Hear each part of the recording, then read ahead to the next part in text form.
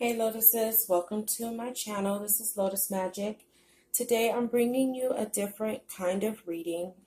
Um, I'm doing a reading. This reading is titled Narcissist and Empathic Healing Love Reading. And the reason why I chose to do this, as we know, twin flame concepts, relationships are I want to call trending right now. I don't know.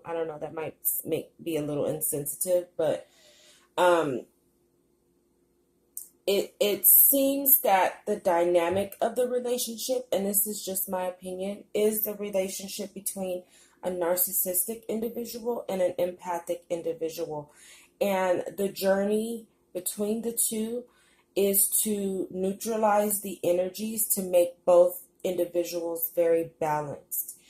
And I myself, I am an empathic person, so I've dated many narcissists. Most of my dating life has been with narcissistic individuals.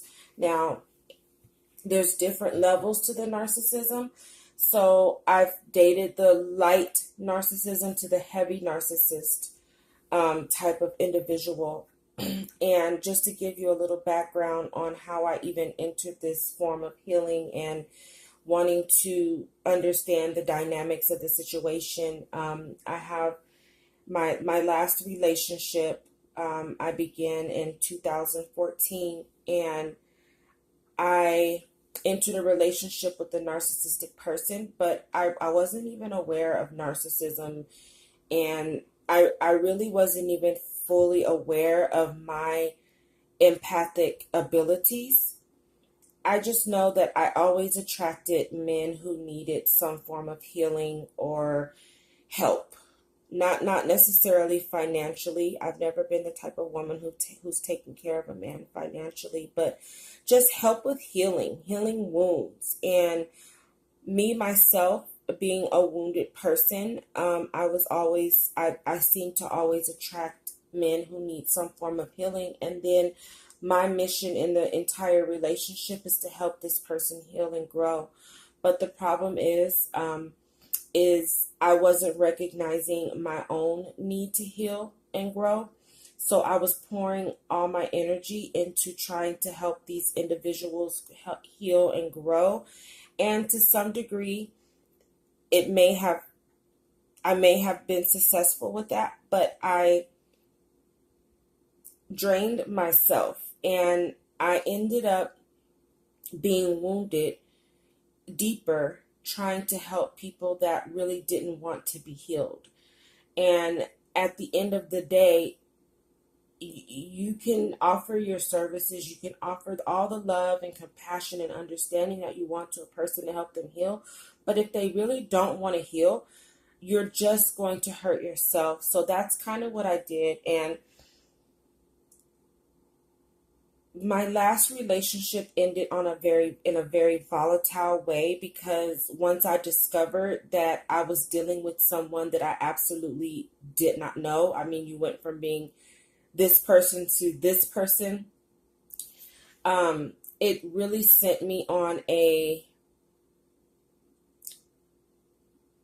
spiral. I'll just use that word. I spiraled because I had in my heart felt like I had done the work and done the healing to attract a better partner, but I didn't. And so I attracted someone who treated me worse than the previous relationship. And I think by that time I had been broken so much by this relationship that it sent me on a depressive and angry and a spark of like revenge. Like it really spiraled me, and getting in that space, I nearly destroyed myself. I nearly messed up my career, my character, my reputation. It just really took me out of character because I was so wounded by the situation and feeling like I had just been, I opened my heart to you, and then this is what you did. And then, if narcissistic people who don't want to change have absolutely zero remorse. And so I think what set me on a tirade was the fact that this person had no remorse. Because how can you enjoy hurting someone? How can you not feel bad for hurting someone? Especially since we had ended up having a child together. I just didn't understand how a person can go from loving you to hating you and treating you so badly. And then it was a point in the relationship where the individual, my daughter's father, would make me feel like I was the blame for the relationship ending. It wasn't the cheating. It wasn't the lying. It wasn't the false identity that you created to get me, that I had to find out was not anything, not true. It wasn't any of that. It was simply because once I found out, I went crazy. Because, when you're an empath dealing with a narcissist, you're going to hear crazy. So I was just crazy, and I was insecure. I was tripping, and we would still be together if I wasn't crazy, if I wasn't, going through my issues. We would still be together to this day. It had nothing to do with the fact that I was discovering women. This person had a whole false identity. This person had a whole family somewhere else. There were kids popping out. It had nothing to do with that. None of that. And to this day, and my daughter's 3, and to this day, he does not take accountability for his part in the relationship.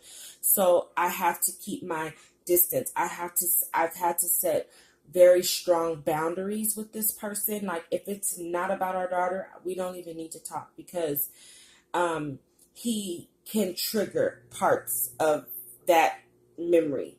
And even though I've really gotten into healing and being able to forgive him, but we'll never revisit any form of a relationship, because you showed me who you were the first time. I'm not going to let you show me the new version of the same person again.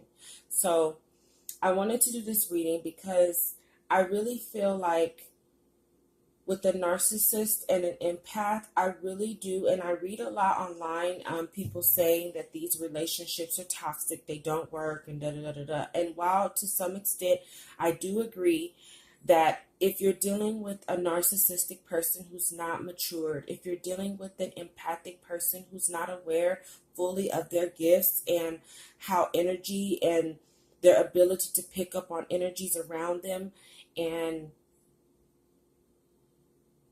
if they haven't learned to set proper boundaries, yes, it's going to be a toxic relationship. But I think that an empathic person and a narcissistic person who's really trying to do the work within themselves, especially the empath, I really feel like as an empathic person, we are sent into these people's lives to help them heal. The problem is we get in and we go all in and we don't set boundaries. And then these people we kind of enable the narcissistic tendencies because we go into the victim mode. We're hurt, we're pained, and all of those triggers. Okay, so we don't really teach them how to honor boundaries because we don't know yet how to set them. So I do think that it makes it nearly impossible for those relationships to work. But I do feel like with the proper healing and with the proper understanding, I think the relationship actually it can be a great relationship because the two will balance each other out. The narcissist will teach the empath how to set boundaries because they're good at setting boundaries, because they're good at compartmentalizing their feelings. Narcissists are good at compartmentalizing people, which is why they can hold so many different relationships. And if you deal with the narcissist that cheats, you'll see that they deal with completely different types of personalities in the people that they are dealing with. So they can teach the empathic individual how to set boundaries and how to be more selfish. I think with the empaths, we tend not to be like we abhor selfish people. We hate selfish people. So because we hate selfish people so much, we tend to go into this mindset that we're not going to be selfish, and we become overly selfless to the point where it becomes self-sacrificing. And I think narcissistic people can definitely balance out that energy. And for an empathic person, for a narcissist, an empathic person can help them learn to use their heart more and take those strict boundaries, because yes, they create boundaries, but they also create walls. So we can help them if they're mature enough to be more heart centered and really break down those walls so they feel safe to love, because it's just a matter of a narcissistic person not feeling safe to really like love. And so we can help them learn to be a little more selfless, to have compassion for other people, and to see the world through not just their mind and through their lens and through their rose-colored glasses of themselves, to really see and view the world from a broader perspective. So we can really expand their thinking, and they can really constrict our thinking. Okay, so I really feel like it's like positive and negative. When you put it together, it neutralizes the energy, and it can really balance out the relationship so that both of you are a benefit to each other and you can grow together. So I'm going to go ahead and get into the reading, but I am making this a Lotus Magic series, so I will be doing these readings on a weekly basis, and then I will be incorporating some live radio on my Blog Talk channel. You can look me up on Blog Talk under Lotus Magic. So I really feel like I know that this, like I said, can be relative to the twin flame community, but I feel like, just hearing the word twin flame, it becomes so romanticized that we really lose sight of what the journey is really about.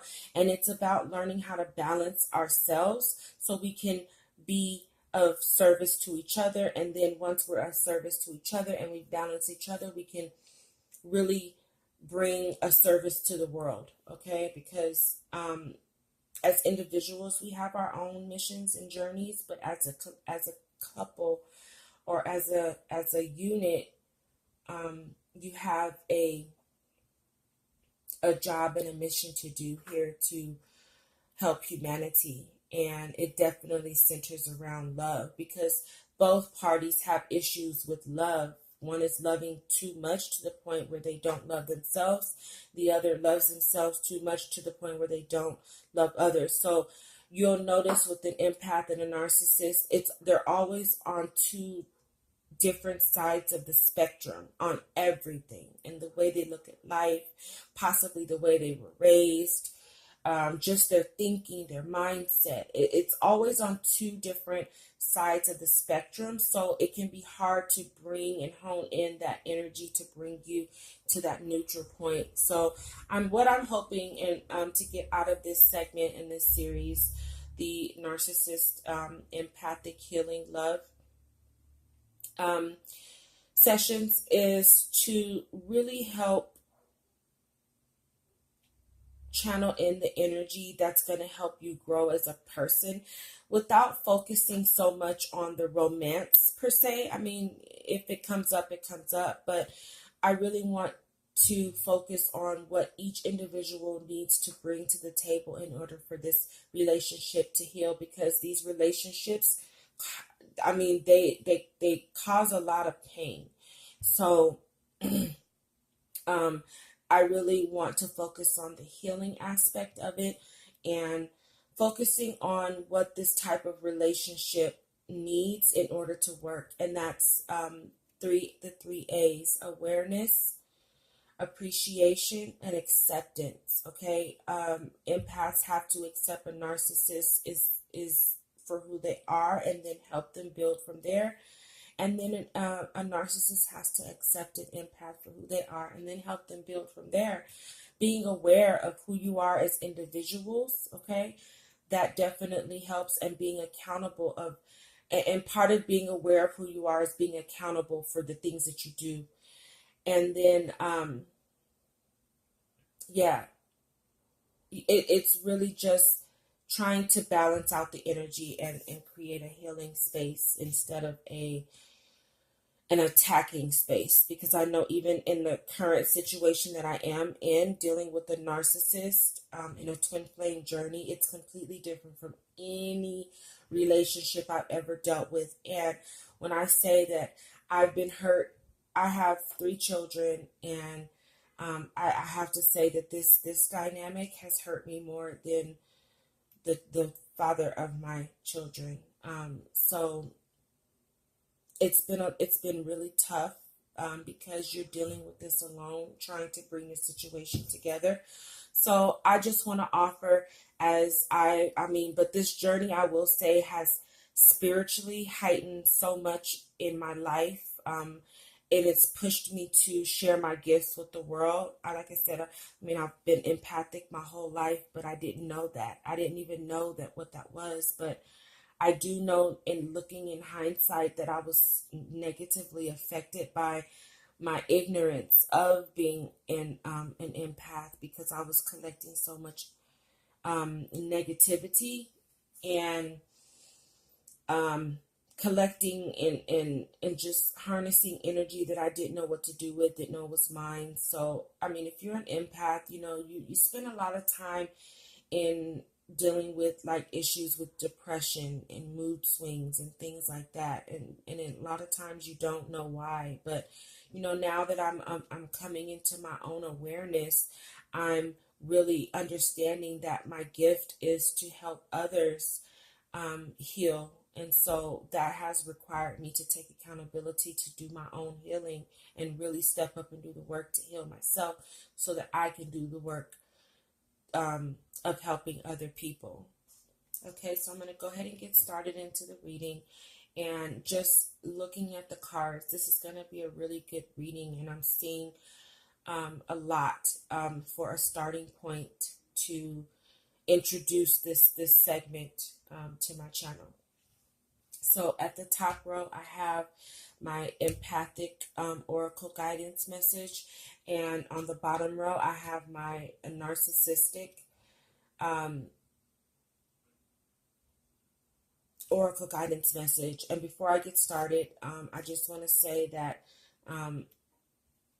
the energies can be male or female. You can be a male empath, female empath. You can be a female narcissist or a male narcissist. And I have to apologize now if you may hear me often say separated into he and she, but you have to understand I'm speaking from my perspective sometimes, so it's easy because I am a female, so it's easy for me to get caught up in the he aspect of, especially when I'm talking about narcissists. Okay, all right, so I'm going to go ahead and get started. So for the empathic oracle guidance message, the first card I pulled was the Angel of Soul Love. Time to look at how you value yourself and issues with self-love. And like I said, this is bottom line, probably the whole basis of growing as an empath, because we love so easily and we have so much love to give. We tend to be selfless and we give our love away easily to the point where we lose it for ourselves, because we want to heal other people. We want other people to feel that love that we know that they're lacking, because we're very intuitive and we can pick up on the energy, and we attract people who are in need of love, and we have so much to give. We just give it and give it and give it, and we drain our own tank.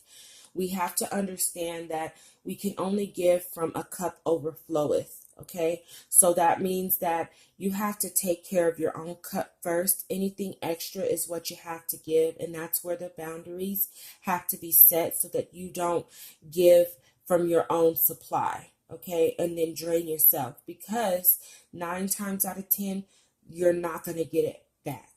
Okay, so focusing a lot of your energy right now on self-love and looking at yourself in a more valuable light and taking care of issues with self-love. And I know we hear, especially in the Twin Flame Collective, because I've watched 1,000,001 videos, y'all. I've watched 1,000,001 videos to the point where it drives me insane. Sometimes I have to take a break, which is why I didn't want to get caught up in the whole making Twin Flames videos, because I think sometimes people do it for popularity, but that's just my opinion. But self-love is loving all the things you like about yourself, but also loving all the things that you don't like about yourself, because you're not a perfect person. So there's always going to be something about yourself you don't like, but you can't beat yourself up over it. You can't turn around and dislike yourself or think that you're not valuable because there's a couple of things about yourself that you don't like. And I know that I've struggled with this, and I've even had readings where I had a reader tell me this many, many, many years ago, and she told me, you you love you love yourself, but there are some things you don't like about yourself. And so it's affecting, like, even your own ability to accept who you are. And I don't know, it took me a long time to really process that. And I don't know if it was because, like I said, I'm not a perfect person. I've done things in my life, things have happened to me in my life. And maybe that was me holding on to guilt and holding on to feeling like, well, if I did this, I'm not a good person, and beating myself up. So it's really not just self-love. Is not just getting your hair done, your nails done, being cute, dressing up. That's not all about self-love, because typically what we don't like about ourselves is very internal. And it's not about loving your size and the skin you're in and all those cliche things that we hear. Truly, when you have truly reached a level of self-love, you've learned to accept the things about yourself that you don't like. Okay? So remember that it's not about just loving, that you're nice and you're kind and, you're ambitious and all these things. It's about loving your dark side too. Like, we all have our light and our dark. And I think a lot of times we don't like to accept our dark because we've been taught through religion and other mediums that our dark side is evil. And it's not even about that. Every single person walking this planet has a dark side. You can't even get to your light until you go through the dark. So you don't wake up one day and you're the love and light. People who are truly love and light have truly understood their darkness first. They've gone through the dark first. You don't wake up love and light. I'm sorry. People who wake up love and light without ever acknowledging their dark, I don't even I don't trust that they're in a truly healthy spiritual space, because they're omitting their dark.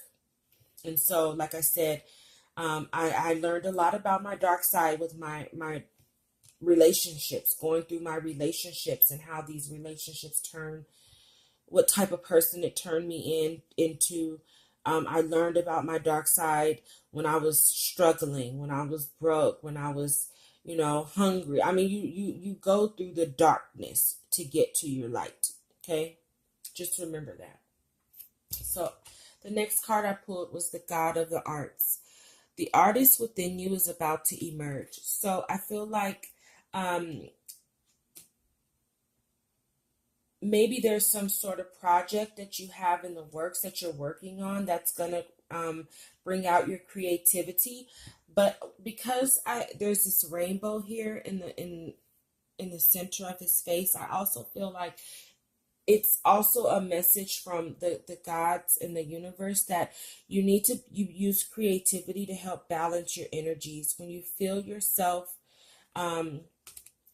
focusing too much on the ups and downs of this love relationship, because it's a relationship of your soul. And so when you really tap into your soul, it's going to take you through the darkness, like I said. But that can be very overwhelming, stressful, depressive, causes anxiety and a lot of negative energy. To help balance yourself, be creative.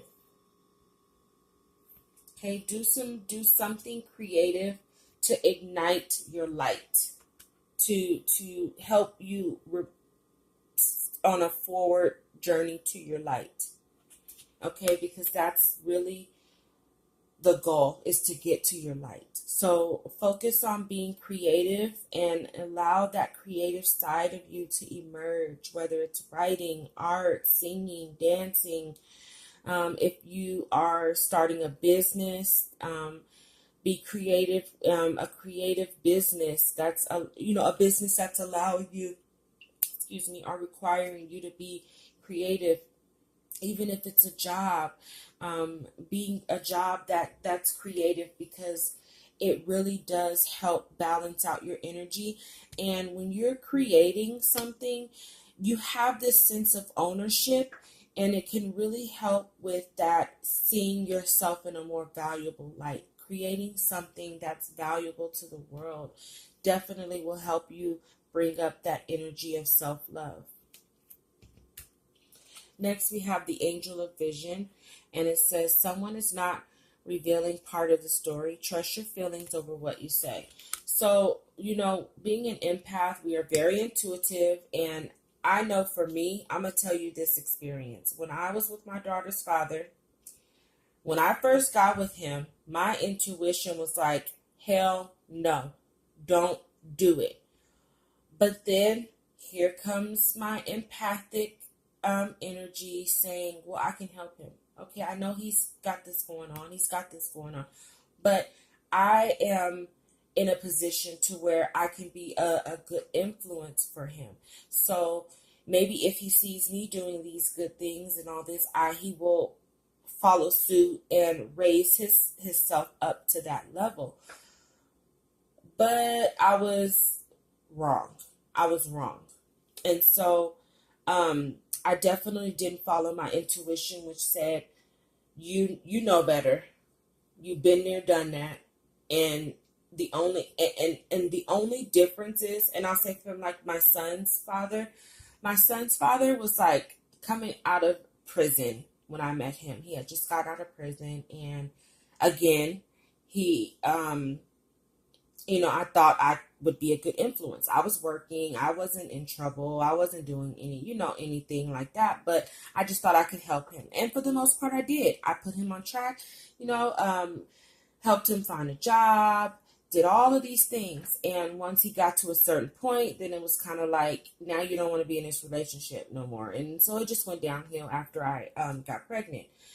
But when I met my daughter's father, he was educated, he was smart, he appeared to be a hard worker, but was going through kind of like a rough patch. And I'm not really a judgmental person, and this comes from me having a lot of ups and downs in my life, where I tend not to judge people on, you're going through something. Okay, you go through stuff, but you seem to be ambitious enough to get yourself out of it. So let's go. Let's do this. I'll help you. But at the end of the day, my intuition already knew that he was full of shit. So I should have just followed my intuition. So I feel like what this card is really saying is twofold. Trust your gut, for one. Trust your feelings in this situation. If this is if there's something you feel you don't know or you're missing, trust your intuition, trust your gut, and let it guide you. But it's also saying that someone is not revealing part of the story. So you could be dealing in a situation where there is secrets, and you don't have the whole story, and that's why it's causing you so much grief, because you don't have the whole story.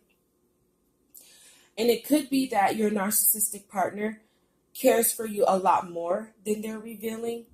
And because on the surface, it doesn't appear to be this way, because maybe they're just not giving you the attention or the time or the energy that you want right now, and there's a lot of conflict going on. You don't really see it, but you feel it.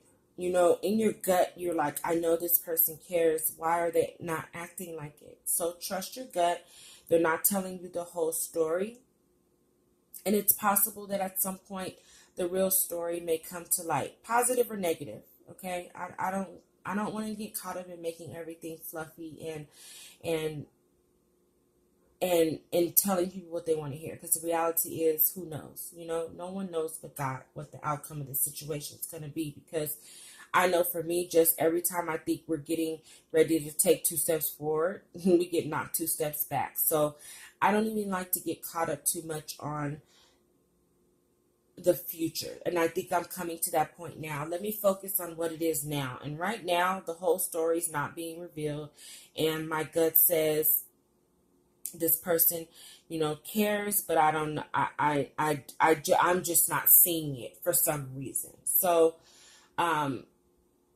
definitely trust your gut in whatever feeling that you're getting, because you're not going to get the accurate information from that person. You're not going to get the most accurate information from your partner, whoever this narcissistic individual is in your life. I don't want to say partner, you know, don't get caught up in my words too much. You know what I mean? So whoever you're dealing with that fits this narcissistic description, they're not going to tell you the whole story. So you're going to have to really trust your gut in the situation, and that's both positive and negative, okay? If they're trying to convince you of something, you know, that everything's all good, but in your gut it's not, go with your gut. Don't go with what you see, go with your gut. Go with what your third eye is seeing. So next we have the goddess of nature. You reap what you sow. Your dream is coming to fruition. So this could go one or two ways. Either it relates to your creativity. If your dream has been to do something creative, the more you put yourself into it, the more you're going to get out of it. So you reap what you sow, and that dream can come to fruition. But it could also mean that overall, whatever you're putting into the situation, whatever energy you're putting into this relationship, you're going to get it back. So sow seeds of goodness, because that's going to bring your dreams to fruition. Don't be negative. And I know there's a lot of days where you're like, the confusion and the chaos, you can't help but be negative. And sometimes we pick up on this person's negative energy, and we can have a perfectly good day, and then suddenly this person's energy influences us. But try to remain in the most positive space energy that you can, so that you can reap that, because whatever you're putting into it is what you're going to get out. If the dream is to have a soul love, whether it's with this person or not, whether it's with this person or not, you're going to need to sow the seeds of self-love so that you can bring that soul love into fruition. You're going to need to sow the energy, the creative energy, to make that creative dream come true. Okay? And I think that focusing on yourself overall is going to help the overall relationship. Moving from focusing on the two to really focusing on yourself, because this is the only card that has two people in it. All the rest is solo. So I feel like it's really trying to tell you to move from the space of thinking about this person or the relationship as a whole, to just focusing on the part that you play right now. And that's focusing on yourself. The angel of support. The universe has heard your silent call for help. So you've been doing a lot of praying and asking your guides and ancestors to help you through this situation, and they do hear you.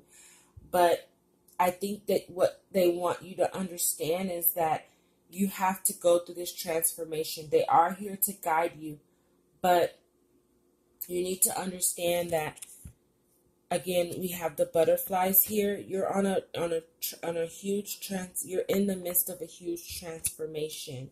So you need to trust the process and know that on the end of this, you're going to become something so beautiful. But they do hear you, and if you want their help, you're going to need to give them permission to help you. You know, it's one thing to ask for help or, pray for help. Can you help me? Can you help me? But sometimes we don't allow it because our angels cannot intervene in our lives without our permission. So when you're asking for help, say it. I give you permission to guide me. I give you permission to help me. Don't just say, "Oh my God, I need you. Well, what do you need me to do?" And you need to give me the permission to do it. And when you do give me the permission to do it, you need to allow me to do it. That means give it to me, let me handle it, and take your hands off. Focus on you. Focus on your intuition. Okay, you want the love that God has created for you, then you need to do the work to do it. And that means focusing on being in position and preparing, doing the work to prepare yourself for that love. And right now, what you need to do to prepare yourself is to get back into that energy of self-love. And like I said, that's having the balance of loving your dark and loving your light. Like now, I love my dark side. Like once I realized that my dark side was just a part of me, and it wasn't because I was a bad person. It's just who I am. Like I felt empowered. So now I have control. Like now I know that I know what makes me jealous. I know what makes me rage. And now I have the power to control that and prevent anybody from ever taking me to that point unless it's absolutely necessary. So I really felt empowered by learning about my dark side. And if I can recommend one aspect of your dark side, it's to learn about your Lilith placement in your natal chart. And this is why if you don't have your natal chart, you really are missing out on some valuable information about yourself. So I recommend getting your natal chart. I also recommend checking out your Lilith sign, which is your dark moon. And that really gives you an idea and a glimpse into your dark side. So check that out if you haven't already. And my Lilith is in Scorpio, so I'm vicious. My dark side is just vicious. And now that I know that, I definitely have a bigger sense of control in not letting people take me to that limit, because I've gone there and I can be very vicious. All right, so moving on to the narcissistic realm, we have the goddess of the earth. An idea connected to imagination, creativity, and nature is coming your way. So it's possible, because you both have the creative arts cards, that your partner is already connected or is coming into connection and growing something in the creative arts. And it's possible that when you align yourself to your creativity, you're also going to find that this brings you guys closer together. And it's possible that maybe even you two will do something creative together. You'll expand each other's creativity.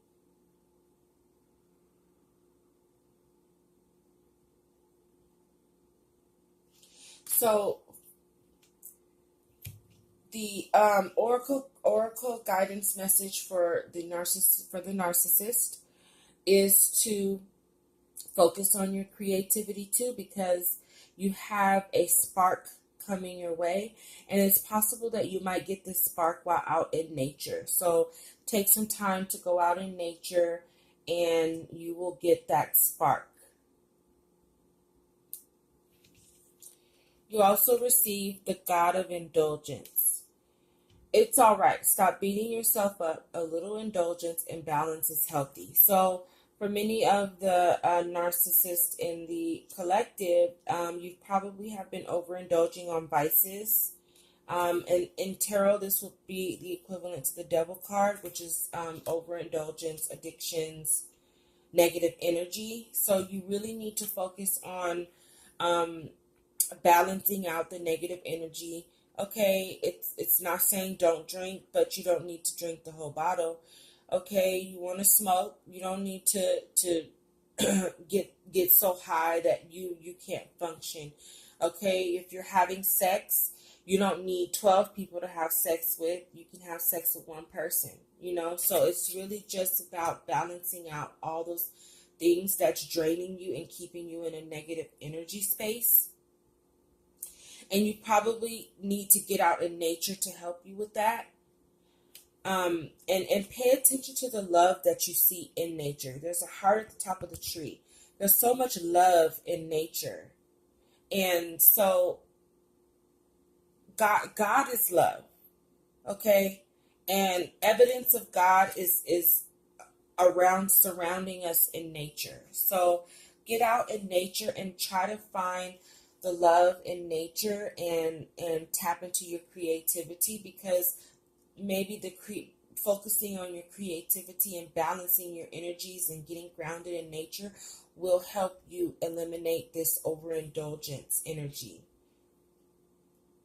Getting out of your root chakra or balancing your root chakra, because grounding and things like that, earthing, that's root chakra as well. But I feel like it's really, you need to do some balancing in your root chakra, and it will help if you find the love in nature, because narcissists are, to me, people who are just really scared to love, and so they create these walls. And the problem with creating these and these blocks on love is that you also create your blocks on your ability to connect to God. And when God leaves our lives and love leaves our lives, and then we're stuck having to fulfill all of this emptiness with negative vices.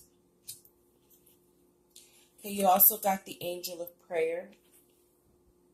Ask the universe and angels for help and guidance. So it's possible that you also are in a place where you really don't know what to do.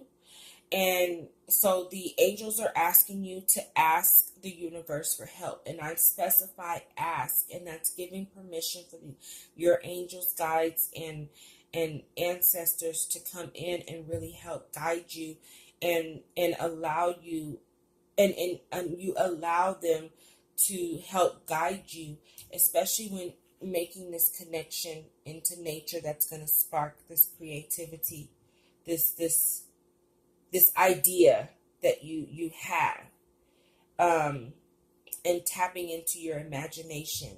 Ask them to help guide you. Where do you need to go? Show me where I need to go. Show me where I need to be. And you'll start to notice that you'll get nudges and urges to go to certain places and to pay attention to certain things. And that's how they're guiding you. So pay attention. But you can't get these messages if you're not clear. And when I say not clear, that means drunk, high, low energy, or, you're having sex with a lot of people and that drains your energy. You have to keep your vibration high so you can get these messages and have your prayers answered. You also got the goddess of protection, and it says, what you believe you create, no one can harm you. And I feel like this is touching on this idea that love is going to hurt you, so I'm just not even going to open my heart to anybody because I don't want to be hurt. So it's possible that you need to go back to your childhood. Look, where did you get this idea that love is so painful from? Where did that come from? And you need to reevaluate that, because love is not pain. Love gets us through the pain. If something hurt you, it's loving love that's going to heal that, right? You fall on the ground and your knees bleeding. You love yourself back to health by cleaning it up, putting a little Neosporin on it, putting a band. That's love. love is not letting it stay bloody and sitting in pain. And it's like telling a woman that yeah, he abused you, he beat you up and everything, and then but he loves you. No, he don't love you, because pain is not love. Like, that's abusive. And if anybody ever told you that, it's abusive. So you really need to go back right now and understand that what you're believing, you're creating. When you this idea that pain is love is only creating love that causes you pain. And that's not even love. So you have this false perception of love. Nobody can harm you unless you allow them to. And you're allowing people to come in and harm you because you have this mindset that love is pain. So that's what the universe is sending. Okay, if that's what it is for you, that's what I'm going to give it to you. So you need to really focus on healing that ideology around love, because it's creating the harm that you're trying to block off from. And what's happening is you have someone in your life, this empathic person in your life, who was sent to love you, and you can't love them back because you think they're going to hurt you. So before they can hurt you, you're going to hurt them. So it's time to restructure your mindset around what love really is, because love is not pain. And that's like the most abusive, ridiculous stuff I've heard. So where you need to focus your energy, for the both of you, I asked this for the both of you, where do both of you need to focus your energy to bring you closer together? And I got spiritual career. So I feel like the path that this relationship is headed on is definitely in a spiritual area. And the number 78, number being the number of spirituality and 8 being the number of manifestation and abundance, your spiritual growth between you two is going to manifest a lot of abundance, because it's going to take you guys both on a new career path, and where you're helping others through love, because both of you are going to restructure your ideologies around love. So focus your energies on your spirituality, whether you're together or not right now. Just you need to focus and prepare yourself, because you're going down a spiritual path career-wise. And your crystal healing message comes from amethyst, and this is the stone of healing. So both of you need to really, which I can see in the cards, focus on your crown chakra. You really need to focus on your connection to God right now and a higher power, so that you can do the proper healing. Right now there's both. There's healing with my empathic collective in terms of self-love. There's healing in my narcissistic collective in terms of their ideas around pain and love, and healing the pain that was put onto you or done to you by loved ones that instilled this ideology. So really focus on amethyst. Sleep with the amethyst. I know for me, amethyst, when I sleep with it, I get more lucid dreams, and they tend to give me some hints subconsciously on things and things that I've gone through, and why and how they're affecting me now. So I hope this reading was very helpful. I will be back next Saturday. I'm going to do these readings every Saturday. I'm going to try to get these done every Saturday. And I hope this reading was helpful for my empathic and my narcissistic collective and community.